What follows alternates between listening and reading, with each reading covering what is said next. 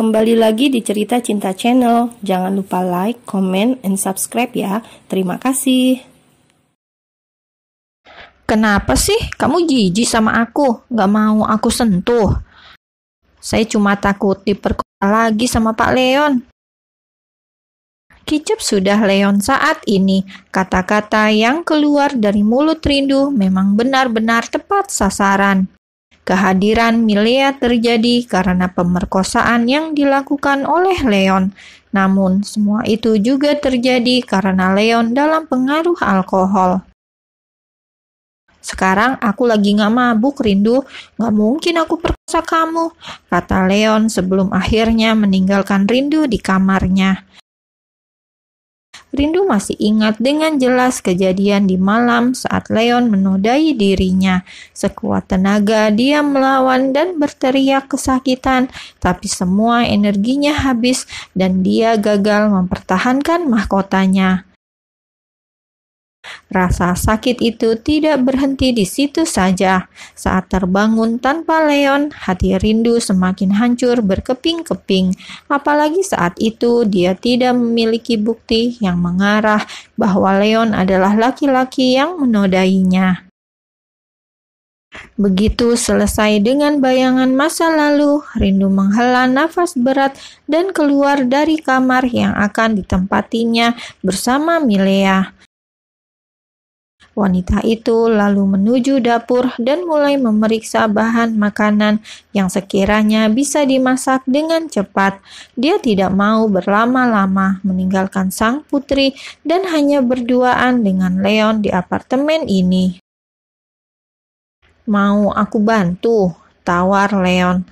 Laki-laki itu menggulung lengan kemeja hitam yang dipakainya. Rindu sebenarnya enggan dibantu Leon, tetapi demi menghemat waktu, wanita itu pun akhirnya membiarkan Leon membantunya. "Aku minta maaf buat semua yang terjadi, Rindu. Kalau aja aku tahu dari awal kalau malam itu aku tidur denganmu, semua ini pasti tidak akan terjadi." Leon benar-benar merasa bersalah. Dia sudah terlambat dan semuanya tidak bisa diulang lagi. "Tadinya semua bukti menyudutkan aku, sudah tidur dengan Gia, sementara yang aku ingat itu kamu. Gia bilang malam itu aku ngelantur dan ngira kalau dia adalah kamu. Makanya semua orang percaya kalau aku udah tidur sama Gia. Tapi tiba-tiba orang yang sebenarnya menghamili Gia datang dan memberikan banyak bukti. Pas semuanya itu selesai, aku udah kehilangan kamu. Bertahun-tahun aku cari kamu ke Singapura, Indonesia, semuanya aku cari, tapi kamu gak ketemu juga. Aku sungguh-sungguh minta maaf, Rindu." Rindu mendengarkan semua penjelasan Leon, tapi baginya itu hanya bagian dari masa lalu. Dia dan Leon sudah memiliki kehidupan baru yang akan baik-baik saja meski mereka tidak bersatu. "Saya sudah memaafkan Pak Leon. Apapun yang terjadi di masa lalu, kita tidak akan pernah bisa kembali untuk memperbaikinya.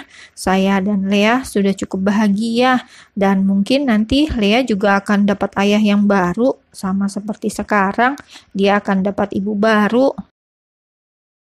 Jawaban Rindu itu seakan menampar Leon. Tidak seharusnya dia mengharapkan Rindu, sementara hubungannya dengan Wilona saja belum ada kejelasan. "Kamu udah punya calon ya? Orang tua Wilona gak setuju kalau kami menikah." Kening Rindu berkerut mendengar penjelasan Leon. "Bukannya kalian akan menikah dalam waktu dekat? Atau jangan-jangan ini karena Lea?" Rindu jelas cemas sekarang. Kalau memang ini ada hubungannya dengan Lea, itu juga kesalahannya. Wanita itu sudah menghilang selama 5 tahun lebih, tiba-tiba kembali dengan membawa seorang anak dan menghancurkan pernikahan impian gadis lain. "Kalau kami batal menikah, itu karena kami tidak berjodoh, Rindu, bukan karena Milea. Milea bukan kesalahan." Meskipun Leon mengatakan hal itu, Rindu tetap tidak tenang. Dia pernah berada di posisi Winona saat ini. Hari pernikahan yang sudah ada di depan mata tiba-tiba harus kandas karena calon pengantinnya menghamili wanita lain. Jelas Rindu tidak mau hal itu terjadi pada orang lain.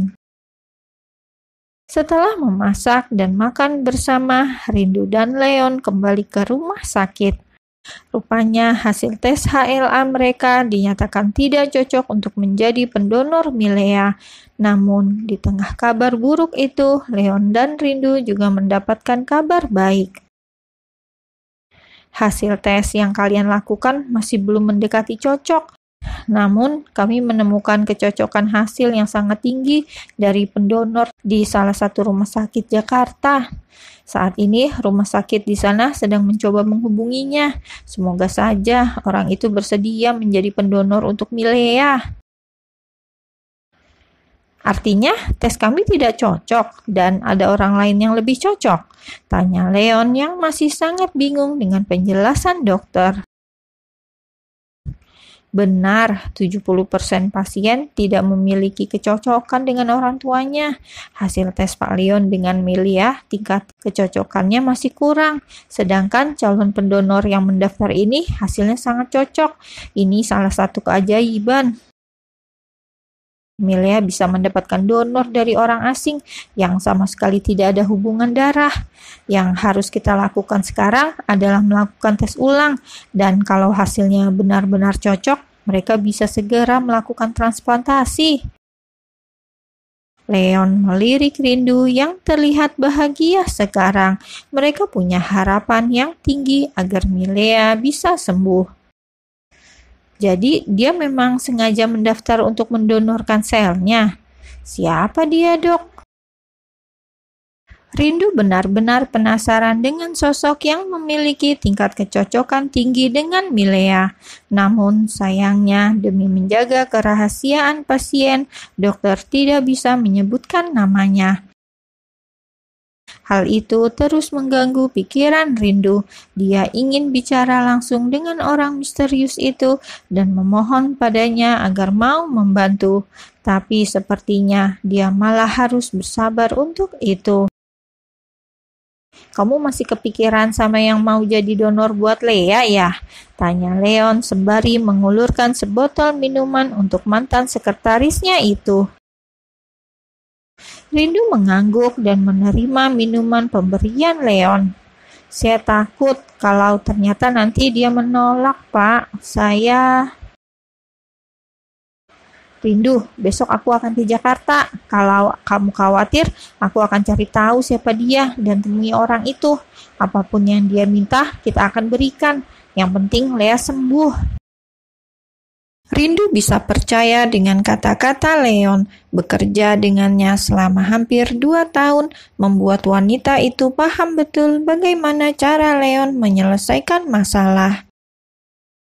Saya percaya Pak Leon pasti bisa mendapatkan donor yang cocok untuk Lea, balas Rindu. Melihat wajah cemas Rindu, Leon jadi gemas dan terpancing untuk menggoda wanita yang menempati ruang khusus di hatinya itu. Dengan satu tangan, Leon mencengkram pipi Rindu dan berkata, "Bisa nggak jangan panggil Pak? Kita ini seumuran, Rindu. Kamu bukan anak buahku, apalagi anakku."